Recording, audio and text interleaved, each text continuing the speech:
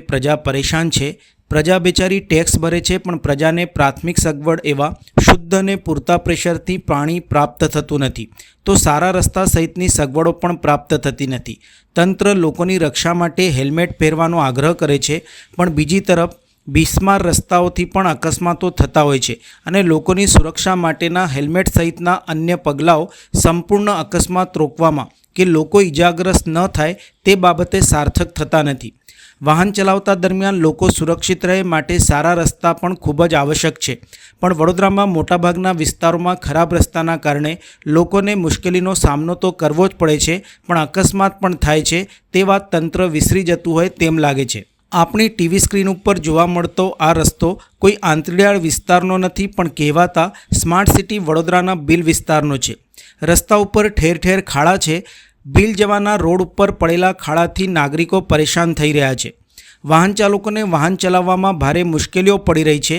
આવા રસ્તાના કારણે અકસ્માતોનો પણ ભય લોકોને સતાવી રહ્યો છે। અમુક વાર તો અકસ્માતો થતા પણ હોય છે। ખરાબ રસ્તાના કારણે લોકો રોંગ સાઈડ વાહન હંકારવા માટે પણ મજબૂર બન્યા છે। વરસાદ દરમિયાન તો આ પરિસ્થિતિ વધુ ગંભીર બનતી હોય છે। રોડ સહિત લાઇટ અંગેની સમસ્યાના નિરાકરણ માટે પણ તંત્રને સ્થાનિકો દ્વારા રજૂઆતો કરવામાં આવી છે, તેમ છતાં હજુ સુધી કોઈ કામ થતું નથી।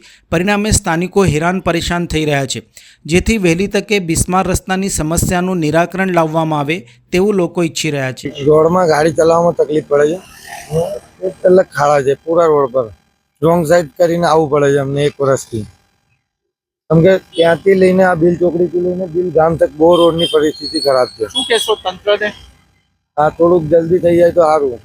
આ બિલથી ભાયલી સ્ટેશન થઈને ભાયલી જતો રોડ છે। બિલ વિસ્તારના લોકોનો મુખ્ય માર્ગ આ જ છે, પણ છેલ્લા 4 વર્ષથી આ રોડની હાલત એટલી બધી ખરાબ છે કે કોર્પોરેશનનું પેટનું પાણી નથી હલતું।